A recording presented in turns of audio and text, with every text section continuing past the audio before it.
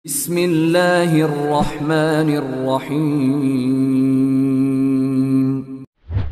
Gimana caranya kita biar nggak panikan ketika ada masalah?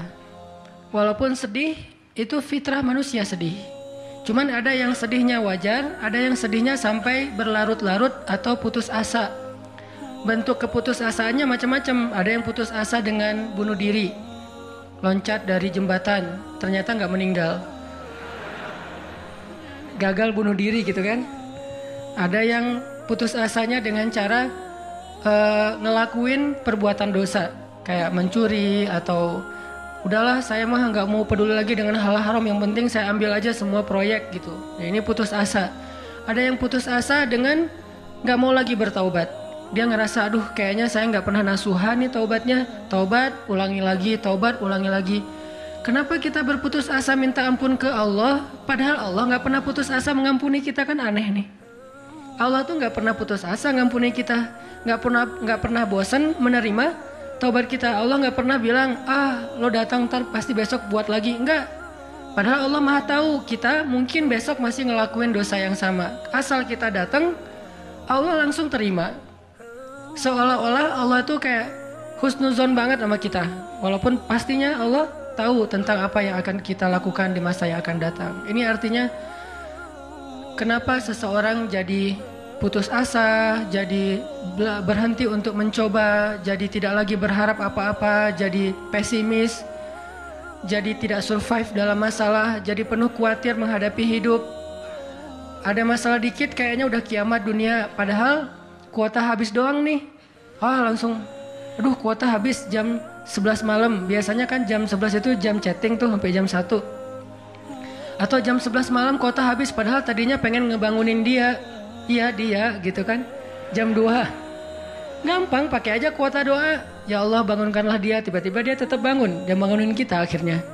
Ini bisa aja terjadi. Yang jelas, gimana sih cara biar kita keep happy, tetap bahagia walaupun gak bisa jalan-jalan jauh. Tadinya pengen jalan sama teman-teman, ternyata duitnya gak cukup.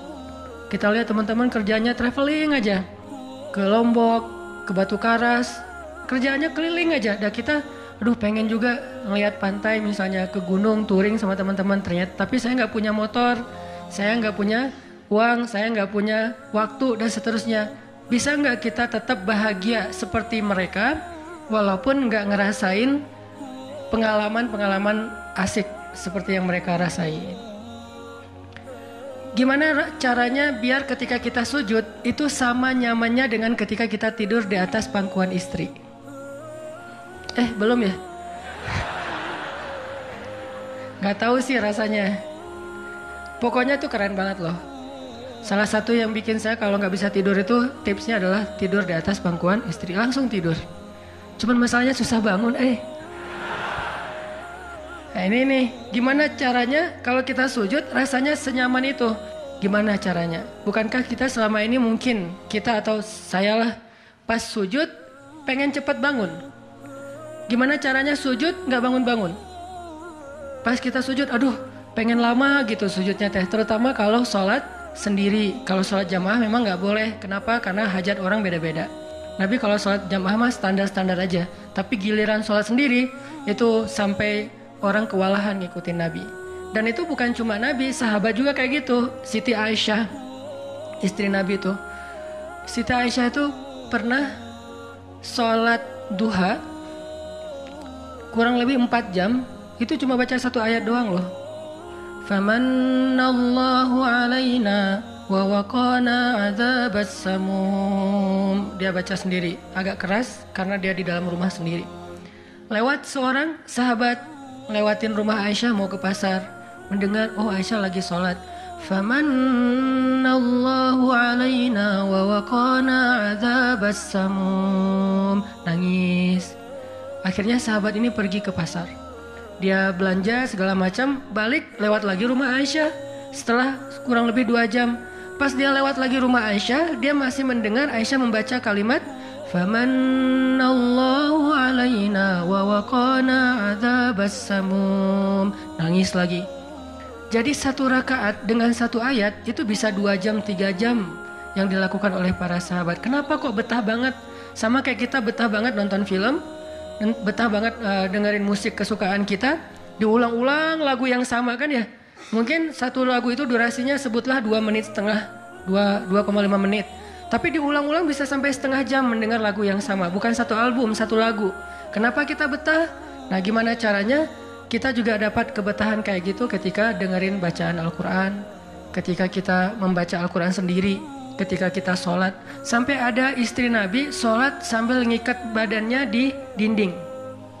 Jadi dia bikin tali ke dinding gitu, terus dia ikat badannya. Sehingga kalau dia udah gak kuat lagi, dia bersandar dengan ikatan tali di badannya, saking lamanya berdiri sholat. Coba bayangin, berarti kan semalaman tuh. Kalau udah gak kuat, dia berdiri itu sambil badannya keikat di tali. Dan Nabi melihat itu menangis karena melihat kesungguh-sungguhan para sahabat dan sahabiat dalam beribadah kepada Allah. Dan itu bukan paksaan siapapun. Nabi gak pernah maksa kayak gitu. Mereka sendiri berinisiatif. Jadi tutorialnya dibikin sendiri gitu. Duh, saya sholat kalau malam-malam kayak gini jadi agak gak kuat. Atau saya lagi sakit nih, lagi lemes nih, lagi kurang makan. Ya udah deh, agar tetap bisa berdiri, dia ikat tali, dia ikat ke badannya, terus berdirinya kayak orang-orang setengah sadar gitu. Nah ini menunjukkan ada kenikmatan yang luar biasa yang mereka dapetin ketika mereka dekat dengan Allah Subhanahu Wa Taala. Gimana sih caranya biar kita bisa kayak gitu? Gimana caranya kita entertain kita itu adalah zikrullah. Boleh-boleh aja kita entertainnya nonton film, dengerin musik-musik yang positif. Entertain kita mungkin chatting, entertain kita mungkin update status, entertain kita mungkin kepoin mantan misalnya. Boleh-boleh aja selama masih wajar. Tapi bisa nggak entertain kita yang lain itu zikrullah. Dengan mengingat Allah kita jadi terhibur gitu. Dan itu entertain luar biasa pahalanya. Gimana caranya? Ini yang kita pengen belajar malam ini. Sehingga kita bisa tetap happy walaupun dalam keadaan tadi akhir bulan, dalam keadaan habis diputusin, dalam keadaan ditolak, dalam keadaan bingung, galau, segala macam termasuk habis pulsa. Tetap bisa happy. Pas telepon, pulsa Anda tidak mencukupi. Masya Allah, gitu. Senyum gitu ya. Bukan, mana nih apa panik, biasa aja. Nah ini kita perlu belajar. Saya juga merasa butuh mempelajari lagi gimana caranya biar bisa ngerasain itu. Dan nasihatnya bukan dari saya. Karena saya juga masih belajar, belum istiqomah amat nih. Tapi nasihatnya dari para ulama yang diambil dari ayat Al-Quran dan hadis-hadis Rasulullah SAW.